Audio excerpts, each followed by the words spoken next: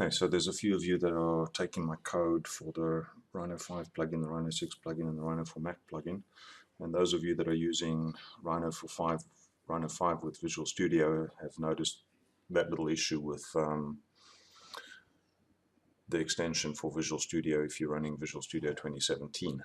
I don't know, there may be an updated package, but if you're like me and you've gone to the marketplace on Visual Studio and you've hit download, you've ended up with a file that when you run it, gives you an error saying it's not successful. Alright. To get around that, you're going to need Notepad++, which you can grab from anywhere in the web, and you're going to need WinZip, 7-zip. So just do a Google for 7-zip, 7Z download, and also do a search for Notepad++.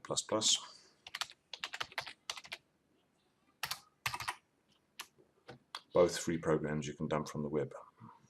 There are other things you can use, I guess. I'm just using those two. So anyway, download it, stick it on your desktop or somewhere you want to work with it, right click it. I'm using 7-zip in this instance. Open that archive. Inside that archive is an extension VISX manifest file. Drag it out of 7-zip onto your desktop, leave 7-zip open. Go to edit with Notepad++. I'll show you why I use Notepad++. If you went to just edit with Notepad, you end up with like kind of a gibberish thing that's difficult to work with. When you use Notepad++, you get it laid out kind of nicely. All right, what you want to do is just, you can either copy and paste this entire thing that's down here, if you use other Visual Studios, or just edit one of them. You could have gone up here and just put a 15 in there, but in this one down here, just click in the 14, type 15, save the file,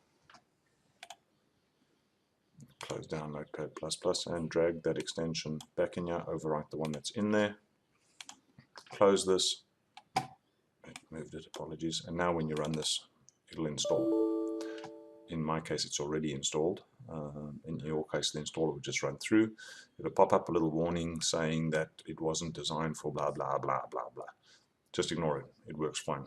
Okay, I don't think this is the official McNeil approved way to do it, but it works. Okay, thanks guys, cheers.